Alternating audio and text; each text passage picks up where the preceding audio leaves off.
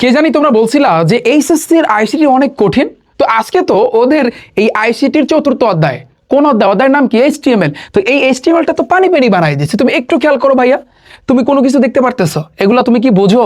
HSC 26 batch এবং 27 batch আমি তোমাদেরকে ভাইয়া বলতেছি, দেখো আমি ওদের আজকে কি কি পড়াইছি আমি ছোট্ট করে তোমাদেরকে দেখাইতে চাই। যে দেখো, এই যে দেখো টেবিল কিভাবে তৈরি করবে, এবং বিগত বছরের যে কোশ্চেনগুলো তোমরা যদি অ্যানালাইসিস করো এরকম দেখবা কোশ্চেন কিন্তু বহুত আছে।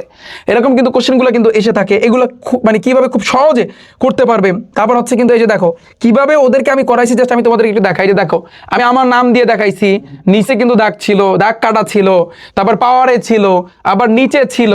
তুমি একটু খেয়াল করো ভাইয়া, দেখো এবারে দেখো এই যে এ প্লাস হোল স্কয়ারের যে সূত্র, তারপর রিফাত একাডেমি।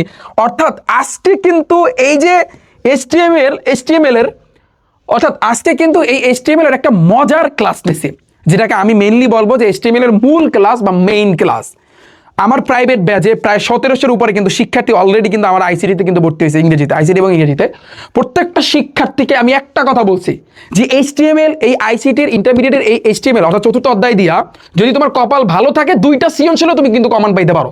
একটা তো থাকবি, 10 মার্কও থাকবি, কিন্তু তোমার কপাল যদি ভালো থাকে তুমি 20 মার্কও কিন্তু কমন পাইতে পারো। তো এই অধ্যায়টাকে কোনোভাবে বাদ দেওয়া যাবে না।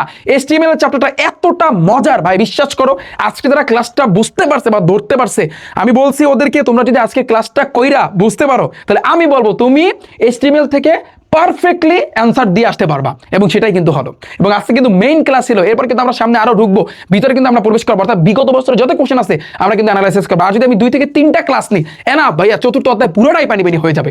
সো এইচএসসি 26 ব্যাচ এবং 27 ব্যাচ আমাদের কিন্তু ইবিআই ইংলিশ বাংলা আইসিটির কিন্তু পুরো দমে ভাইয়া কিন্তু ক্লাস চলতেছে।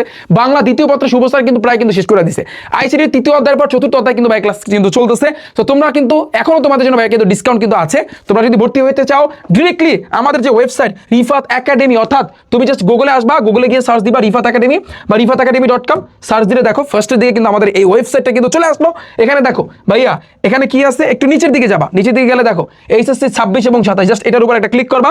ক্লিক করলে ভাইয়া এই যে টাইপ ভিত্তিক ইংরেজি বাংলা আইসিটিতে তোমরা কিন্তু ভর্তি হতে পারবা মাত্র 1220 টাকা। তোমাদের জন্য 34% কিন্তু ভাইয়া ডিসকাউন্ট চলতেছে। এটা কিন্তু বেশি দিন আর থাকবে না।